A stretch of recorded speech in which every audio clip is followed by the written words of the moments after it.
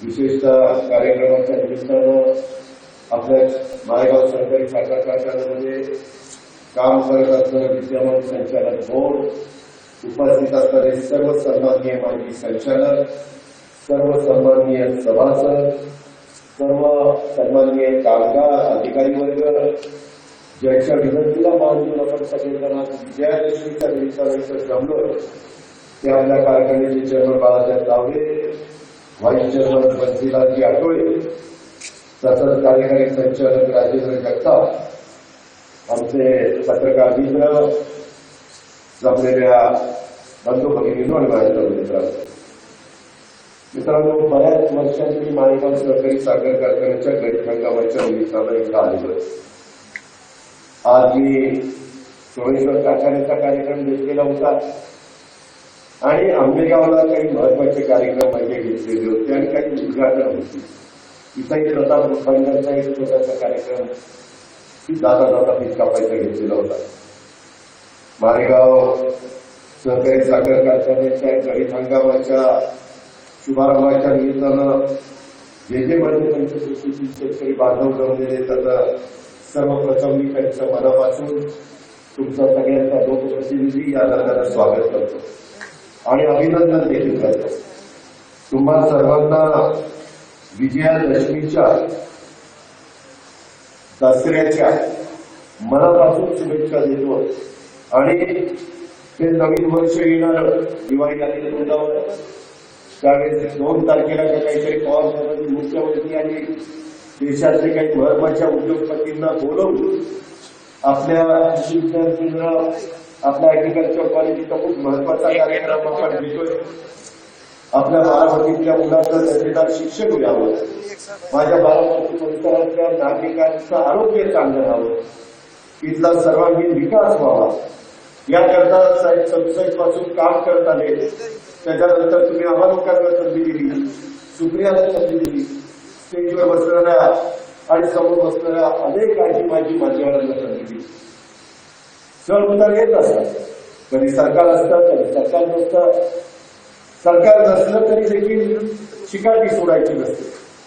सरकार आलं तर जमिनीवर पाय ठेवून चालायचं असतं आणि तीच भूमिका महाविकास आघाडीच्या माध्यमातून उद्धव ठाकरेंच्या नेतृत्वाखाली बाळासाहेब थोरात, अशोक चव्हाण, जयंत पाटील, छगन भुजबळ, मी, एकनाथराव शिंदे सगळेजण आम्ही देतो.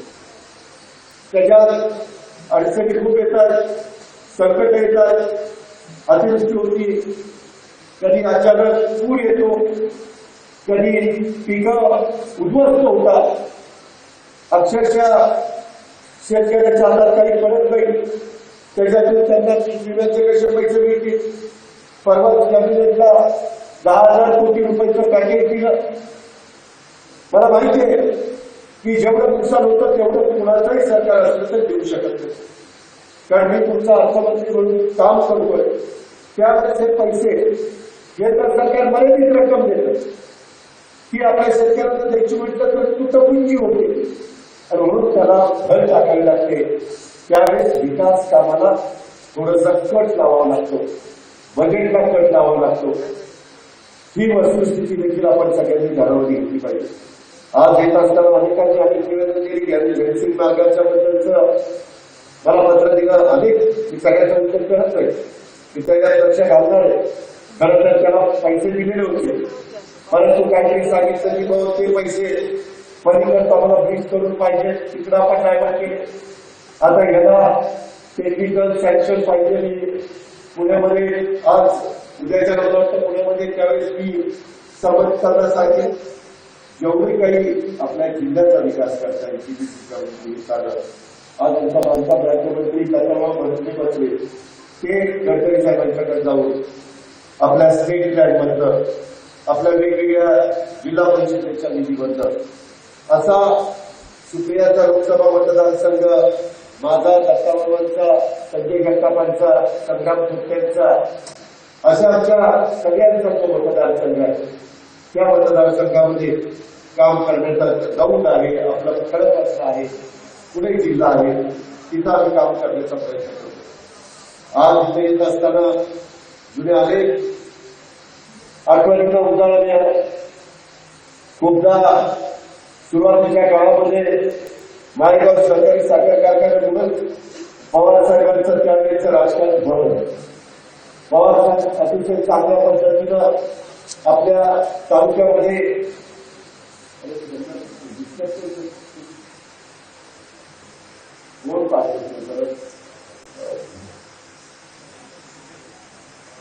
कोण कोणतरी असं ठीक आहे, त्याचं काम हनुमान त्या दिवशी बोलून त्याला सकाळी करणार नाही.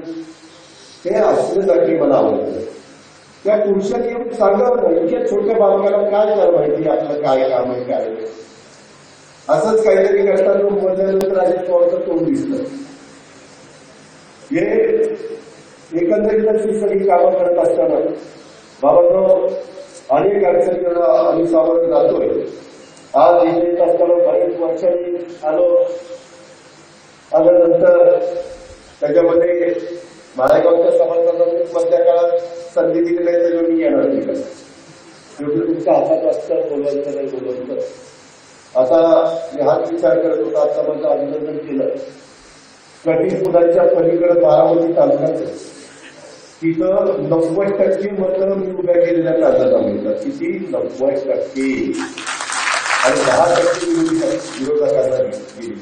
विरोधकांचा पण मान सन्मान ठेवला पाहिजे, त्याच्याबद्दल तुम्हाला असायचं कारण आहे. पण मी तिथल्या माझ्या बारामती तालुका, पुरंदर तालुका, पैठण तालुक्याचं पारेगाव गाव आणि खंडाळा तालुका इथल्या 152 गावाच्या सभासदांचं मनापासून आभार मानतो, मनापासून धन्यवाद देतो.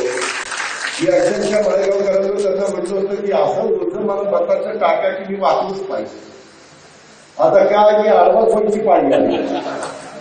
अक्षरशः म्हणजे ही अनेक निवडणुका तुम्ही बघताय 90 पासून लढवतोय. मला वाटतं 87 पासून आपण मार्केट कमिटीच्या निवडणुका लढवायला बाळातून सुरुवात केली आणि तेव्हापासून अनेक निवडणुका लढवत आलो. पण एवढं एकतर्फी मतदान मी कधी बघितलं नाही. त्या खंडाळा तालुक्यामध्ये तर काल मला रात्री रिपोर्ट आला 375 मतं श्री सोमेश्वर विकास पॅनलला आणि समोरच्या पॅनलला 8, 9, 10. पण हे फक्त सोमेश्वर सहकारी साखर कारखान्याच्या कार्यक्षेत्रातच जेटी होऊ शकतं, दुसरीकडे होऊ शकत नाही. दुसरीकडे माझ्या इलेक्शनला होऊ शकतं, सुप्रियाच्या इलेक्शनला होऊ शकतं, जिल्हा परिषदेला होऊ शकतं, तालुका पंचायतीला होऊ शकतं. कारण दुसऱ्या मार्केट कमिटी त्याला तर होतच, बँकेला पण होतं. त्याबद्दल अतिशय मनापासून आभार. पण आताची जी काही परिस्थिती आहे, आज आपल्या एकंदरीत कारखान्याचं बोलायचं म्हटलं तर बाळासाहेबांनी काही आढावा घेतला. ईडीपीच्या बद्दल बाळासाहेब थोडंसं बोलले. बऱ्याचदा काळा ओढ्याचं खराब पाणी, आमच्या या ओढ्याच्या कडेच्या शेतकऱ्यांचं होणारं नुकसान, तिथं बोरवेलीला किंवा विहिरींना जे काही खराब पाणी लागायचं, अशुद्ध पाणी लागायचं, ते पिण्याच्याही लायकीचं नसायचं, माणसाच्या पण नाही, जनावरांच्या पण नाही, पण शेतीच्या पण लायकीचं नसायचं. कधी कधी पोगाऱ्यातलंच ते ऊस जाळायला लागायचं किंवा त्या ठिकाणी अडचणीमध्ये यायला लागायचं. अशा या सगळ्या गोष्टीचा अनुभव घेतला असताना मी माळेगाव सहकारी साखर कारखान्याच्या निवडणुकीच्या निमित्तानं सांगितलेलं होतं की पवार साहेबांच्या विचाराचं तुम्ही पॅनल निवडून घ्या. आम्ही तुमचा नवीन संचालन बोर्डाकडनं ईडीपीचा प्लांट त्या ठिकाणी करू. जवळपास 4,80,00,000 म्हणजे थोडं कमी 5 कोटी रुपये जीएसटीचा खर्च धरून दररोज 20 लाख लिटर 24 तासामध्ये पाणी चांगलं करण्याचा प्लान आपण पूर्वी बाळासाहेब चेअरमन असताना शिरवली रोडला तिथे जमीन घेतलेली होती, दोन्ही बाजूला त्याचा उपयोग करून घेतलेला. तिथं जे काही लेटेस्ट टेक्नॉलॉजी आहे त्याचा तिथं वापर आपण त्या ठिकाणी केलेला आहे. आणि आता काही नियम बदलले पर्यावरणाचा समतोल साधण्याच्या करता, प्रदूषण कमी होण्याच्या करता वेळोवेळी बरेच नियम बदलत झाले. 5 एकाबाई भागाबाई ज्यावेळेस आपल्या पूर्वजांनी पहिला काही भागा सुरू केला त्यावेळेस चिमणीची उंची किती असायची? आता चिमणीची उंची 82 मीटर, 83 मीटर. म्हणजे कुठल्या कुठं आम्ही विचारलं असं का? ते म्हणजे त्याच्यातलं जो धूर खाली जास्त येतोच का म्हणजे वरचेवरच तो गेला पाहिजे. खाली राहत असणाऱ्या जनतेला त्याचा त्रास होता कामा नये ही त्याच्या पाठीमागची भूमिका आहे. आणि त्याच्यात कोटीपेक्षा जास्त खर्च आता चिमणी जाईल ही अशी सगळी परिस्थिती आहे. त्याच्यामध्ये पूर्वी आपल्याला मोठ्या प्रमाणावर ईटीचं प्रीपेड आउटलेटचं साठवणूक करण्याच्या करता काही दिवस 15 दिवस 1 महिना लागायचे ठेवायचे. आता ती पण 8 ते 15 दिवसावर आली. असे बरेच बदल करतायत. ते तर सांगतात की दिवसाला तुम्ही स्पेस वॉच जाळला पाहिजे. त्यालाही खर्च असतं, त्यालाही कोळसा लागतो. कोळसा जर असेल तर 70% स्पेस वॉच 30% कोळसा अशा पद्धतीनं ते करायला लागतं. त्याच्यातलं राख तयार होते, त्याच्यातलं काही खताच्या लायकीचे असते, काही सिमेंटमध्ये मिक्स करण्याचे असते. अशा वेगवेगळ्या गोष्टी आहेत आणि आता या सगळ्या गोष्टीला प्रचंड पैसे लागतात. हे काही साधं काम आता राहिलेलं नाहीये. या संदर्भामध्ये आपण आज प्रकल्प तुमच्या सगळ्यांच्या साक्षीनं लोकार्पण केलेला आहे. हा प्रकल्प प्रक्रिया पाणी पुनर्वापर कारखाना आणि डिस्टिलरी प्रोसेस करता त्या ठिकाणी केला जातो. त्याच्यातून मध्ये पण काही शेतकऱ्यांचं त्या चांगलं पाणी द्यायचं ते पण आपण त्याच्यामध्ये इन्क्लूड केलं. त्याच्यामुळं माझा प्रयत्न बाळासाहेबांना किंवा आमच्या मंत्रीदारांना आणि बोर्डाला हाच सांगणं असतं की आपल्याला आत्ता इथं मला काही शेतकरी भेटले की बाबा माझा ही पाईपलाईन आणखी पुढे द्या, आमच्या इथं पुढे सोडूच नका, पुढे द्या म्हणजे नदीला द्या, नदीमध्ये देखील सोडून चालणार आहे. या सगळ्यांचा नीटपणे विचार करून नवीन टेक्नॉलॉजीचा पुरेपूर कसा फायदा उचलता येईल याबद्दलचं काम आम्ही 2 शब्द दिलेला होता तो पूर्ण केलेला आहे. त्याच्यात काही त्रुटी राहिल्या तर त्या पण दुरुस्त करण्याची आमच्या संचालक बोर्डाची निश्चितपणे तयारी. आपलं बाळासाहेबांच्या नेतृत्वाखालचं पॅनल आलं होतं तेव्हा कार्यक्रम व्हाईस चेअरमन होते पहिल्या टप्प्यात. त्यावेळेस पहिल्या क्रमला त्याच्यामध्ये साखरांनी 18/8 ऑर्डर दिली. ईटीपीचं आपण भूमिपूजन 30/8 केलं. ईटीपीचं सिव्हिल अँड मेकॅनिकलचं काम 15/2/21 पूर्ण झालं, म्हणजे साधारण 6 महिन्यामध्ये. आणि ईटीपी प्रकल्पाची ट्रायल 21/2 झाली आणि कमिशनिंग साधारण 18/3 त्या ठिकाणी पूर्ण करण्यात आलं. आणि मग नंतर काही किरकोळ गोष्टी करण्याचा आपण सगळ्यांनी प्रयत्न त्याच्यामध्ये केले. आता यंदा सगळे कामगार सुरू होत असताना आपण पण कारखान्यात लक्ष देणार. तुम्ही पण मालक आहात कारखान्याचे, सभासद आहात, जागृत आहात. माहिती तुम्हाला हात जोडून विनंती आहे. बाबांनो त्याच्यामध्ये नवीन जी मुलं शिकलेली आहेत, खूप काही इंजिनियर झालेले आहेत, डॉक्टर झालेले आहेत, आर्किटेक्ट झालेले आहेत, मेकॅनिकल इंजिनियर आहेत, अशाची किंवा काही ह्याच्यामध्ये माहिती असणारे पण मला वाटतं अभिनयाच्या ह्याच्यामध्ये बऱ्याच ठिकाणी देवकांनी काम केलेलं आहे. मला अनेकदा आम्ही लक्ष बोलून सांगितलेलं. अशा पद्धतीनं ते बघा कुठं काही आणखी गरजेचं असेल तेही आम्हाला लक्षात आणून द्या. आपण आपल्या मित्राला चांगला दर मिळत असताना, आपल्या कामगारांना योग्य पद्धतीनं मानधन मिळत असताना, बोनस मिळत असताना, कोणी वाहतूकवाल्यांना पण योग्य पद्धतीनं त्यांचा वाहतुकीचा दर मिळत असताना, नोकरीचा दर मिळत असताना आपल्यामुळं दुसऱ्या कुणालाही त्रास होण्याचं काही कारण नाही. आपला तसा स्वभाव नाही, पवार साहेबांची तशी आपल्याला शिकवण नाही. याची पण नोंद माझ्या मालेगाव सहकारी साखर कारखान्याच्या सगळ्या ऊस उत्पादक शेतकऱ्यांनी घेतली पाहिजे. 4/4/2020 रोजी कारखान्याचा कारभार साहेबांच्या विचाराच्या संचालक बोर्डाकडे आणि त्यावेळेस आर्थिक आणि मशिनरीची परिस्थिती फार बिकट होती. खरं मला आज काय चाललेलं ते माहिती नव्हतं, नाहीतर मी जरा त्याची फिल्म काढायला लावली असती, तुम्हाला ती क्लिपच दाखवली असती. कुठं पायपा लिकेज झालेल्या होत्या, कुठं रस चाललेला होता, स्प्रे पॉइंटमध्ये देखील रस जायचा, गटारीमध्ये रस जायचा. काही लोक त्यावेळेच्या नवीन ज्या बारकाईनं बघायला पाहिजे होतं ते बघितलं नाही. रिकव्हरी लॉसेस जवळपास 1.25% रिकव्हरी आपली कमी आली रेकॉर्ड करा. मी हे का तुम्हाला सांगतो की मला जोपर्यंत तुमचा पाठिंबा आहे तोपर्यंत मी तुम्हाला चुकीचं काहीच सांगणार नाही. मला ज्यावेळेस करणार नाही त्यावेळेस मी सांगेन की बाबा आता मी पास केलेलं आहे, आता तुम्हाला जे योग्य वाटतं ते त्या ठिकाणी करा. आपल्या इथं रसाची गळती होत होती, आपल्या इथं सिरपची गळती होत होती. एक दिवस कारखान्याचं कृषी 24 तास सातत्य नसल्यामुळं होणारे रस कितीदा कारखाना बंद असायचा. काहीतरी खराब झालं की खराब झालं, काहीतरी अमुक झालं, सतत 24 तास सातत्य कारखान्याचं चाललेलंच नव्हतं. वाढलेले टोटल लॉसेस त्याच्यामध्ये 21 मेगावॅट आणि नंतर 36 मेगावॅट वीज प्रकल्पात वाढ. परंतु प्रत्यक्षात एवढी वाढ करून देखील वीज निर्मिती कमी आणि कारखान्यामध्ये वीज वापर जास्त होतो. या सगळ्या तक्रारी येत होत्या. साखरेचं उत्पादन अतिशय खराब होतं. त्यामुळं इतर कारखान्याच्या तुलनेत तुम्ही काढा, सोमेश्वर सुद्धा पुरुषोत्तम म्हणजे समाजाने तू कसं काय नाव लिहिलं पुरुषोत्तम जातापासून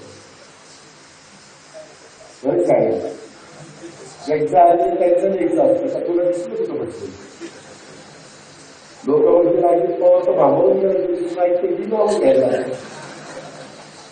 जरा नीट वागा.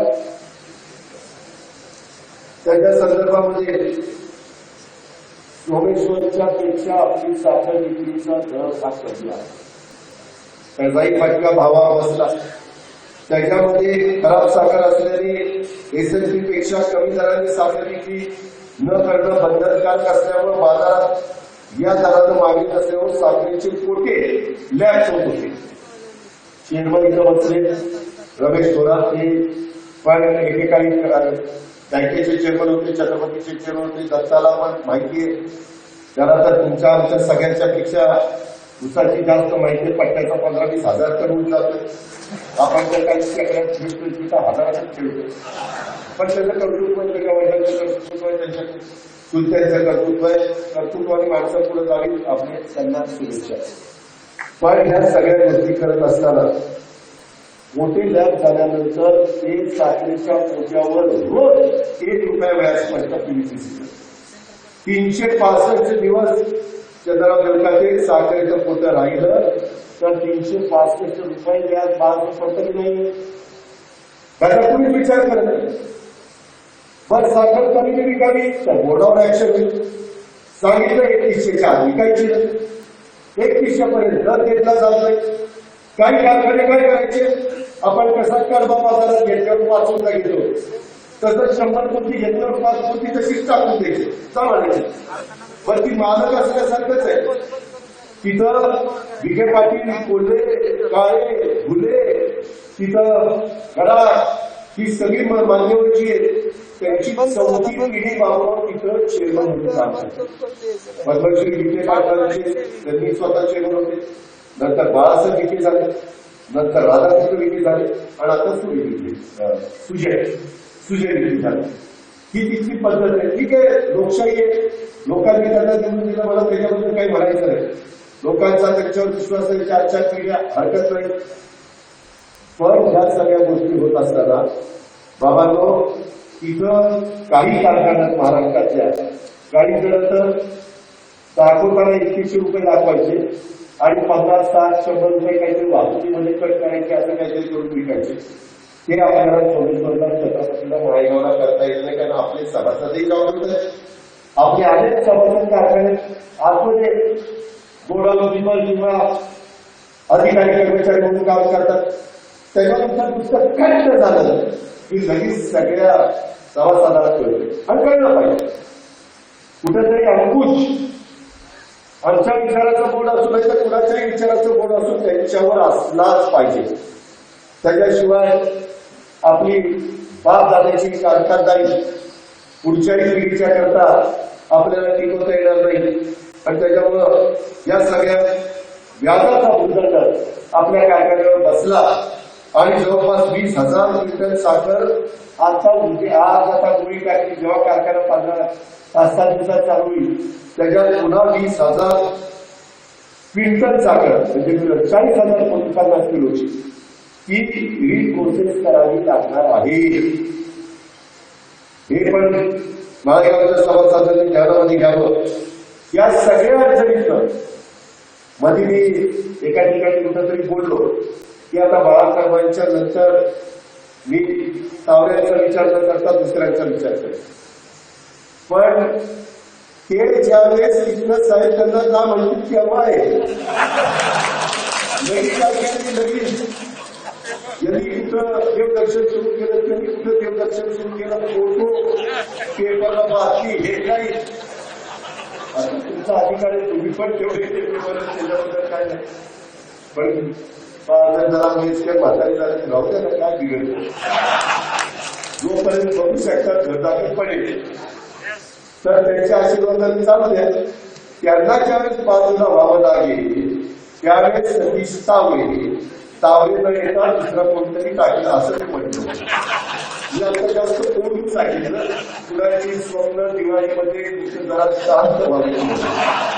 मित्रांनो 31/3/2020 रोजी ज्यावेळेस आम्ही कारखाना 4थ्या महिन्यात ताब्यात घेतला आणि साहेबांच्या विचाराच्या लोकांनी 220 कोटी कर्ज होतं.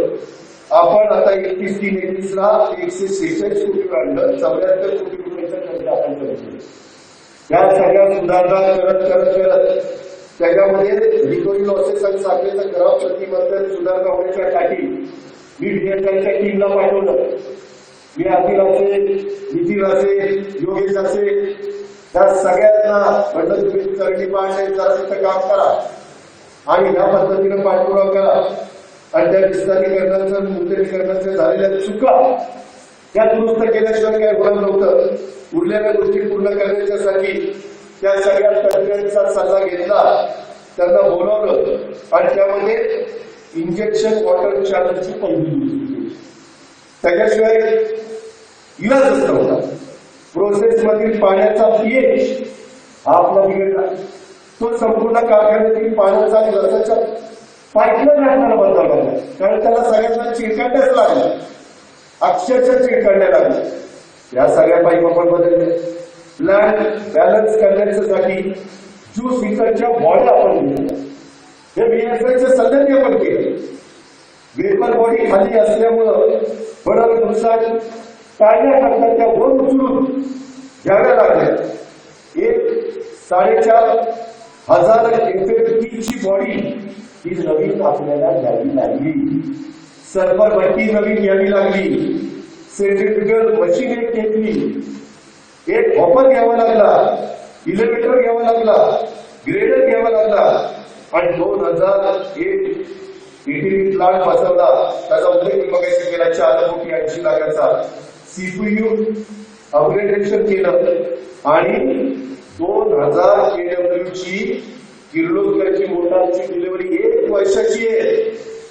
बाळासाहेब तानाजीराव सगळे साहेबांनी केलं. साहेबांनी ती 1 महिन्यामध्ये द्यायला लागली. म्हणजे आजही साहेबांकडे कुठलं काम माझं तर कर्तव्यच आहे. कारण मी सभा घेतल्या होत्या, मी तुम्हाला शब्द दिलेला होता की वरची कामं मंत्रालयाची किंवा साखर आयुक्तांची ती माझी जबाबदारी, जिल्हा बँकेची कामं करण्याची जबाबदारी मदन देवकरते अजित पवारची. आम्ही काही त्याच्यापासून पर काढणार नाही. आम्ही दिलेल्या शब्दाचे पक्के आहोत. जोपर्यंत काम करणार तर पक्कच करणार.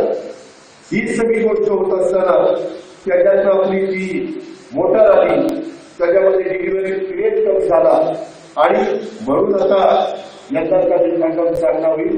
आपण सोमेश्वरच्या कुठेतरी जवळपास जाण्याचा प्रयत्न त्या ठिकाणी करू. ऊस चांगला आत्ताच सर्वसाधारण दिलं. दादा घेत नको त्याला माणसं प्यायला लागलं की घेत जातो आणि दुसऱ्या सुद्धा असलं की घात घेत. आमचे मात्र मूळचे, आमचे मात्र गावाने पिचारी पाहायचे तर काय करायचे. आम्ही व्यवहाराने करू. साधारण आपलं रशीद 14 लाखापर्यंत ते अंदाजे 14 लाखापर्यंत करण्याचा आमचं नियोजन. ते करत असताना बाहेरचा ऊस इतर सगळेच कारखाने घेणार. मग सभासदांना किती घेतला पाहिजे, बाहेरचा किती घेतला पाहिजे ते पर्सेंटेज व्यवस्थित ठरवलं जाईल. त्या पद्धतीने ऊस घेतला जाईल. सुदैवाने यंदा उशिरा कमीचा पाऊस काळ चांगला झाला. सगळी धरणं भरली.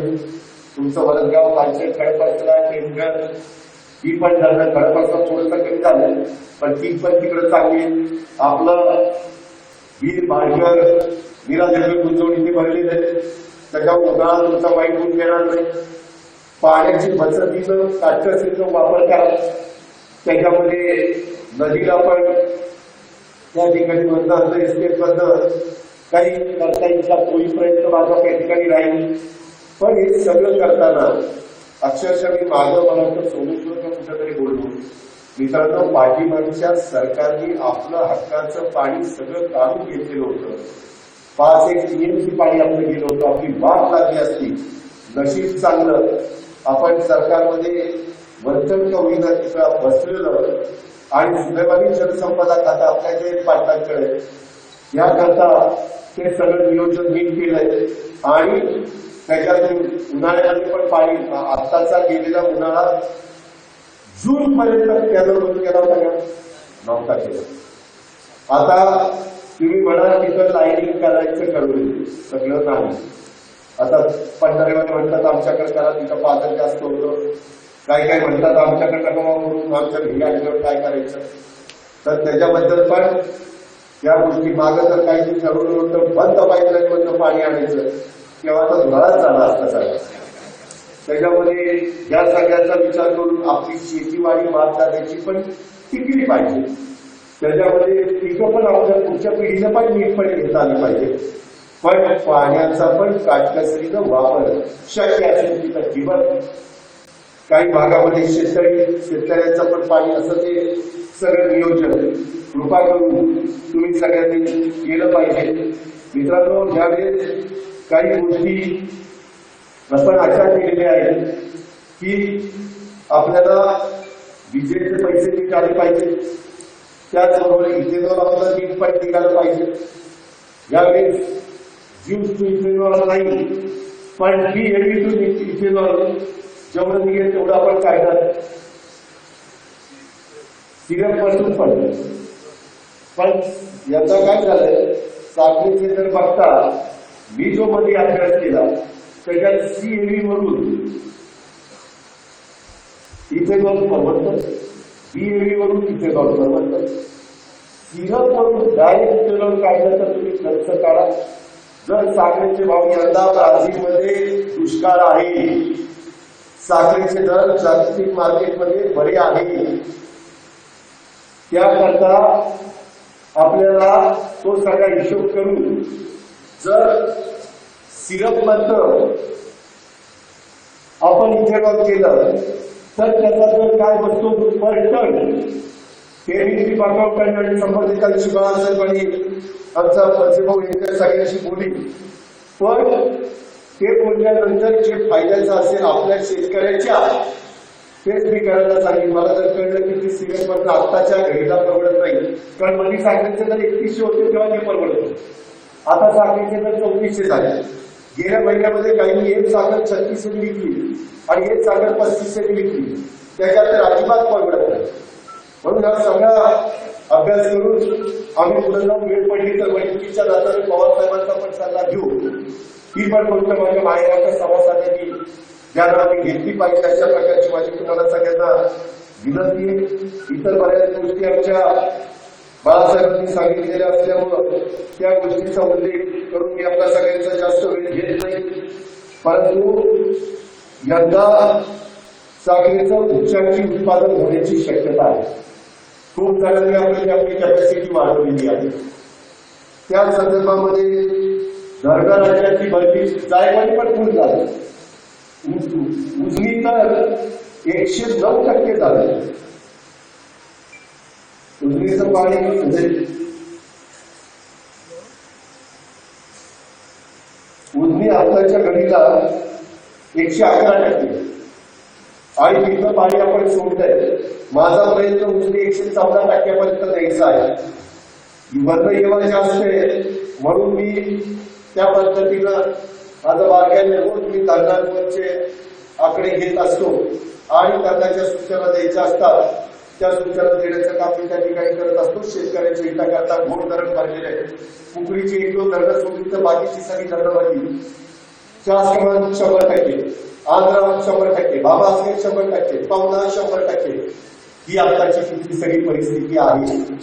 तिकडं पण माझं गाव कधी भरणारा झालंय, जायवाडीला तर 40 टीमची पाणी वाहून गेले ऍडिशनलचं. त्याच्यामध्ये निंदतीर्णा, येदरी, सिद्धेश्वर, तिकडे सीना गोळेगाव आणि मांजरा सगळी धरणं वाहून होती. 30 गोष्ट वरच्या भागामध्ये. आता फक्त आपण नीट परिस्थिती काय उगी बारामतीमध्ये त्याचं काय झालं त्याचं काय झालं काळ सांभाळून तसलं नका करू. पहिले आपल्या रानातली गवत काळी सगळी काढावून नुसता वाक्या काढला पाहिजे उसावी. नाहीतर या कटावरून त्या कटाचं दिसते खूप जातं अर्पण करायला निघतात काही तसं बाबांना करू नका. संधी सारखी येत नसती. प्रत्येक वर्ष महत्वाचं असतं. गणेश त्या वर्षी निघणारं महत्वाचं असतं. एक झालं परवा मुख्यमंत्र्यांच्या अध्यक्षतेखाली जी मिटिंग झाली त्याच्यामध्ये थोडीसे विचार असा सादर करताना संघाच्या अध्यक्षांनी त्यांनी पुढे ठेवला की गेल्या वर्षी रिकॉर्ड आता माळेगावची नीट आहे का माळेगाव 1175 आणि ते माळेगावची रिकॉर्डिंग कधी असली 12.5 बरोबर.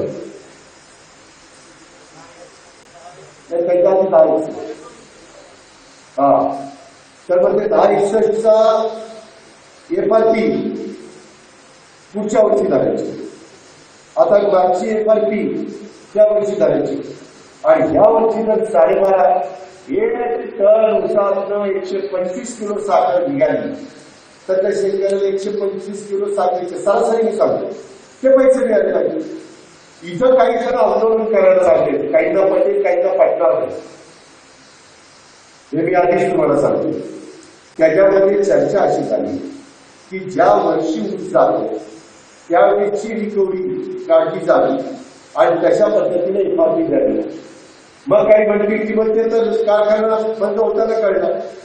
त्याच्याकरता जास्तीत जास्त 80-85% सगळे पैसे त्या ठिकाणी घेऊन टाकायचे आणि नंतर असा एक मतप्रवाह चर्चा वेगळी होऊ शकते तसा आलेला आहे. परंतु काही संघटनांचे नेते नाही आम्हाला एक कमीच पाहिजे पण ते लक्षात व्यवहार घेत नाही.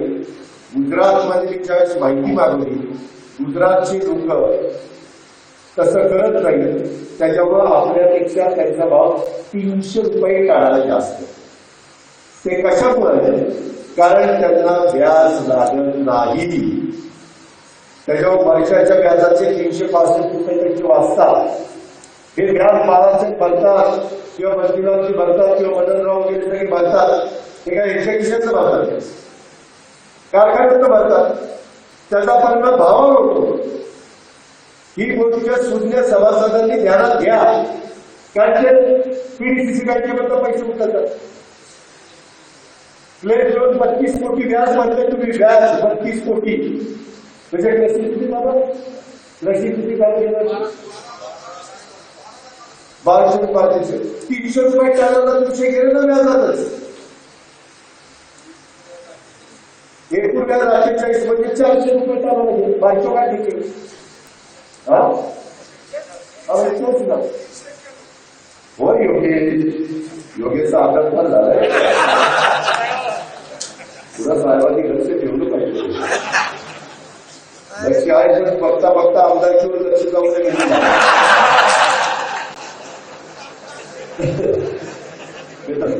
भाग येत आहे तर काहीतरी तिसऱ्याच पाचव्याला सुरू होतात. ब्रेकिंग न्यूज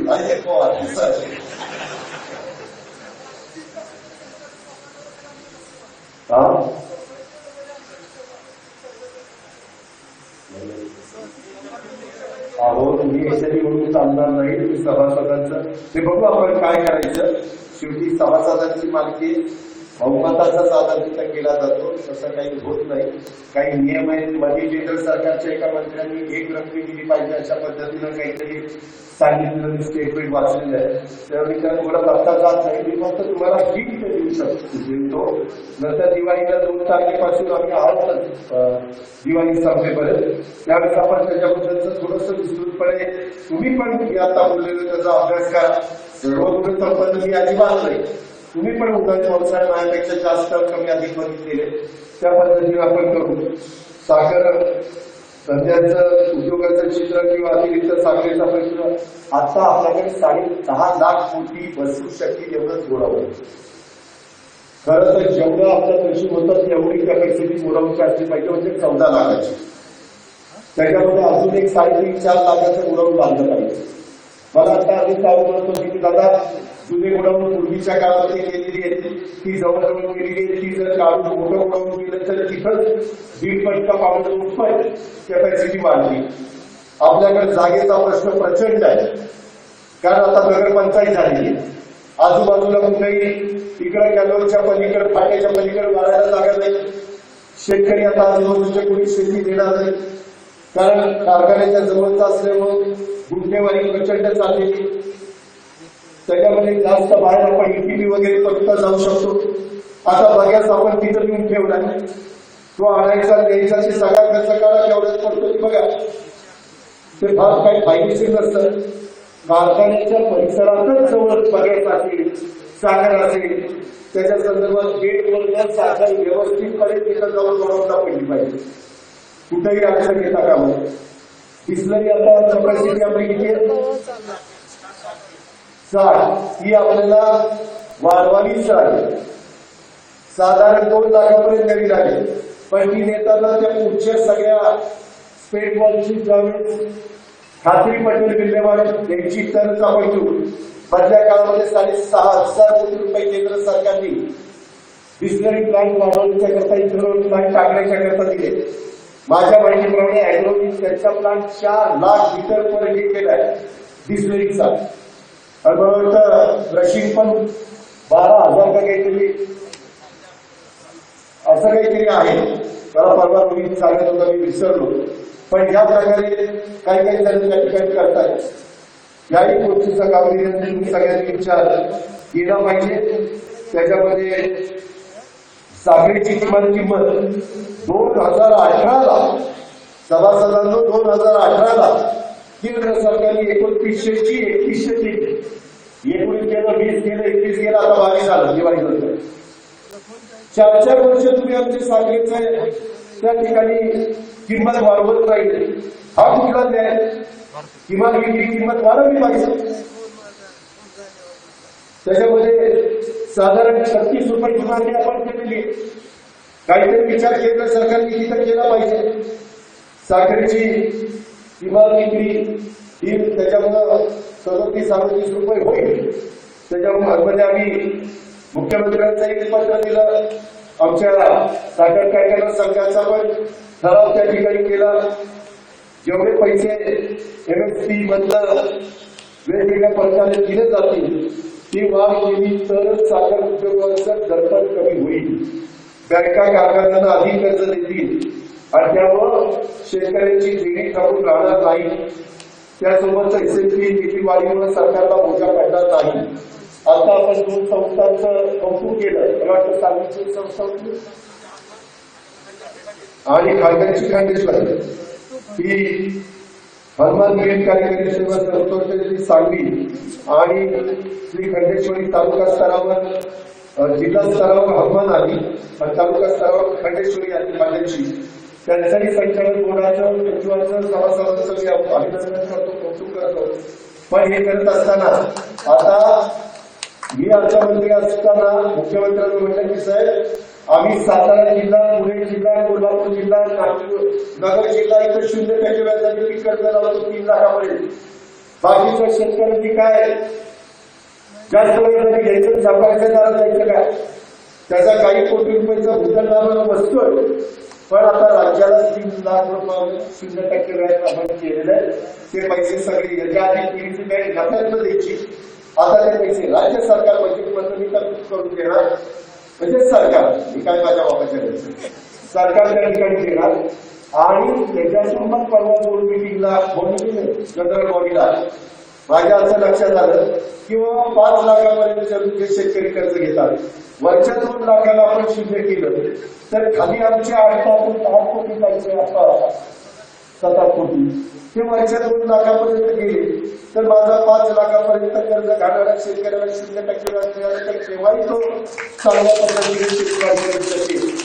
ते आमचं सूत्र आणि 11% एमएससी गॅरेंटी पैसे लावतील साखर कारखान्याला. तुम्हाला बाळासाहेब आम्ही 4,00,000 केला होता स्लेटवर 20% कमी आणि अनियमित वेळेत परतफेड झाली पाहिजे तर 1% मिळतं.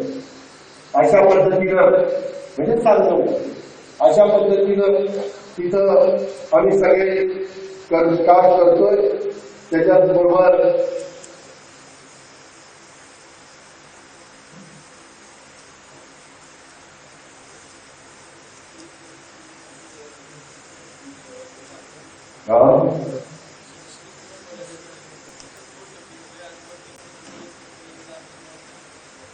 शिक्षणाच्या करता मुलांना घेतलेलं होतं.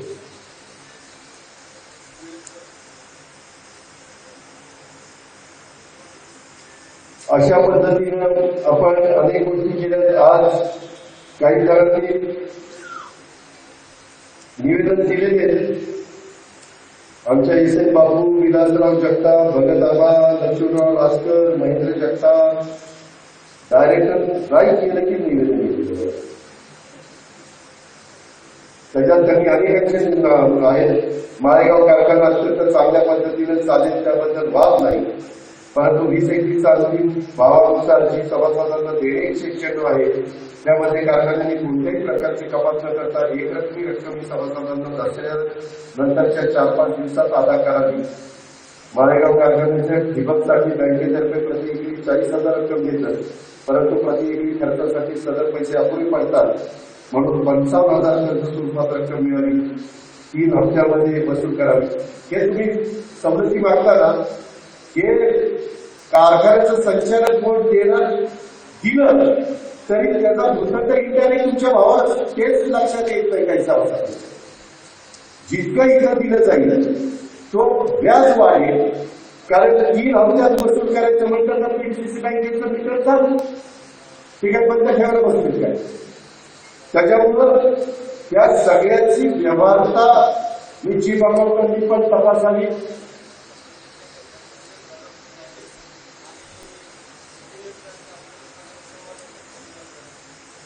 तर त्या प्रकारे आपण त्या ठिकाणी करू.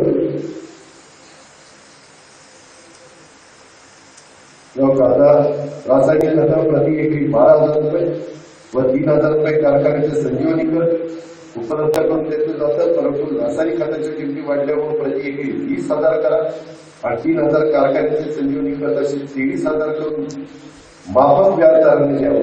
म्हणजे वरचं व्याज बॅग सोडणार नाही, ते द्यायचं, ते शेतकऱ्यांच्या उसाचं द्यायचं. माफक म्हणजे कुठलं हे ज्यांनी निवेदन दिलं मी 12 त्यांची एक कॉपी तुम्हाला दिलेली आहे, तुम्हाला दिली आहे एक माझ्याकडे.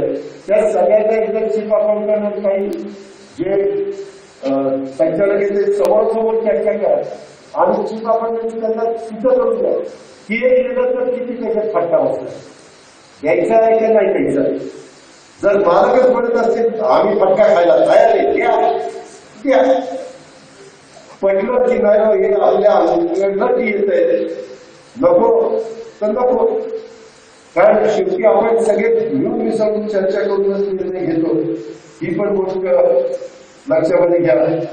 चालू हंगामात प्राधान्याने सभासदांचा ऊस गळीचा तेव्हा घेतील, त्यानंतर घेतली घ्यावा, त्याच्यानंतर संपलं. काही लोक एवढं माळेगावला घालायचं लोक म्हणतील 250 का 350 रुपये 24 माळेगावपेक्षा जास्त आहे. 24 मागितलं तर झाकण तिकडे होती. प्रत्येक हिशोब करतो पैशाचा, 350 पाहिजे असं नाहीये. काही म्हणजे किती पर्सेंट घ्यायचं किती पर्सेंट सभासद घ्यायचा ते बसून तुम्ही पण हे करा आणि मग आपण दिवाळीमध्ये चर्चा त्या ठिकाणी करू. या पद्धतीनं मित्रांनो आपण आपल्या कारखान्याचा गळीत हंगाम अतिशय चांगल्या पद्धतीने पार पाडण्याच्या करता सगळेजण एकमेकांना सहकार्य करू. कामगारांची तर नेहमी साथ मिळते. कामगार अतिशय सहकार्याची भूमिका घेतात. कामगारांच्या बाबतीमध्ये देखील वाढ यावेळी देखील पैसे पवार साहेब सगळ्यामध्ये कामगारांना पण न्याय देण्याची भूमिका घेतात. हे आपण अनेक वर्ष वेळोवेळी अनुभवलेले आहेत, पाहिलेले आहेत. त्याच्यामुळं कामगारांनी पण अतिशय तुम्ही त्या कारखान्याचे मालक आहेत हे बघून कुठं एवढं देखील एक नया पैशाचं नुकसान होणार नाही या पद्धतीनं आपलं देखील काम झालं पाहिजे. आणि काही दिवस रुटीन गेलं की पुन्हा BSIची टीम माझा निरोप द्या की त्यांना बोलवलेलं आहे तर त्याची पुन्हा त्यांच्या खाली घालून द्या की आणखी कुठं काही कमी जास्त करायचंय का त्या प्रकारे आपण त्याच्यामध्ये कमी जास्त त्यांच्या सूचना असतील त्याच्यात कमी जास्त करण्याचं काम आपण निश्चितपणे करू अशा प्रकारचा विश्वास मी आपल्या सर्व सहकार्यांना देतो. बरेच दिवसांनी खरं तर करोनाचं सावट आहे सगळ्यांनी लस वॅक्सिन घ्या. आजही बारामतीमध्ये वॅक्सिन न घेतलेल्यांची संख्या बरी आहे. अजूनही माणसं जात आहेत. आजही मला पौर्णिमांनी सांगितले आमची तांदूळवाडीची बहिणी गेली. इथं पण आपल्या इतर तरुणांनी काही सहकारी आपले गेले तर काळजी घ्या. काही काहींना अक्षरशः मरणाच्या दारात उडून आणले हे लक्षात ठेवा. पहिलंही वॅक्सिन घ्या दुसरंही वॅक्सिन घ्या. दुर्लक्ष करू नका. मास्क वापरा. मास्क गेले खाली आणि हुशार माझं भाषण ऐकलंय तुम्हालाही होईल आम्हालाही होईल. तर सगळ्यांनी परिवाराचे सांभाळ करा. 12 ते 18 वयोगटातलं तुम्हाला माहित नाही आता भेट नाही कारण मला सोमेश्वरला जाऊन तिकडं आंबेगावला जायचंय.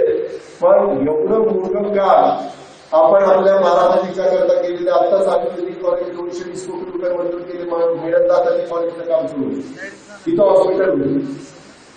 त्याच्यानंतर आपल्या मेन हॉस्पिटल मेडिकल कॉलेजमध्ये देखील आपण सगळ्या सुविधा देतो. त्याच्यामध्ये CSR देखील करोड रुपये त्या ठिकाणी आपण आणतो. डॉक्टर भोसले त्याच्यामध्ये खूप चांगल्या प्रकारची मदत करतात. अशा प्रकारे शिक्षणाच्या बाबतीमध्ये आरोग्याच्या बाबतीमध्ये उत्तमातील उत्तम सर्व्हिस बारामती आजूबाजूच्या तालुक्याला कशी देता येईल याबद्दलचा प्रयत्न चालला. त्याच्यामुळे अनेक जण आपण दौंड तालुक्यातले कर्जत तालुक्यातले इंदापूर तालुक्यातले खंडर तालुक्यातले इतके लोक इथे फ्लॅट घेतात. शाळेचा प्रश्न सुटतोय. कॉलेजचा प्रश्न सुटतोय. दवाखान्याचा प्रश्न सुटतोय. आता हे दवाखाने होतात हे गव्हर्नमेंटचे होत आहे. त्याच्यामुळे तिथं गोरगरिबांना अतिशय किफायतशीर दरामध्ये ट्रीटमेंट मिळणार आहे. परवा सिटी स्कॅन घेतलं काही करोड रुपयाचं 2,500 रुपये सिटी स्कॅनला लागत आहे. तिथं अल्प दरामध्ये तुम्हाला सिटी स्कॅन करून मिळणार. जे काही गरिबांकरता करता येईल तुम्ही एवढं ओझं टाकता की काय करावं काय नाही. आता 5:30ला सुरुवात केली.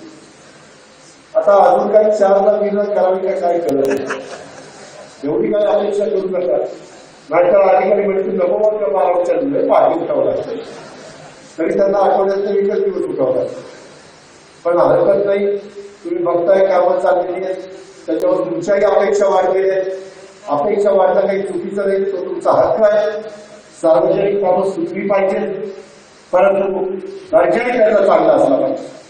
मी आता भेटते त्या पलीकडच्या रोडनी शिरवलीला जातो इकडनं रस्ता तिथं गेलो होतो. तिथं खड्डे पडले. गेल्या वर्षी काहीतरी रस्ता झाला कुठे भेटेल की नोंद घ्या. मुली रस्ता गेला म्हणून कॉन्ट्रॅक्टर का खराब झालं का हनुमंत पाटील तुम्ही पण त्याची नोंद घ्या. असं नाही चालणार.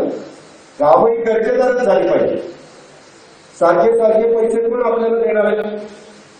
एकदा रस्ता झाल्यानंतर 5-7 वर्ष तरी तो रस्ता टिकला पाहिजे चालला पाहिजे. या प्रकारे पालकांचं लक्ष आपण सगळेजण मिळून घेऊया. आणि काही काही जर इतकं खालच्या पातळीवरचं राजकारण आणतात फार काही गोष्टी डोळ्यासमोर ठेवायच्या नाही. खरं तर आज प्रकारचा हा घालून सरकार करायचं होतं इकडे तुला घेऊन टाक कुठे झालेलं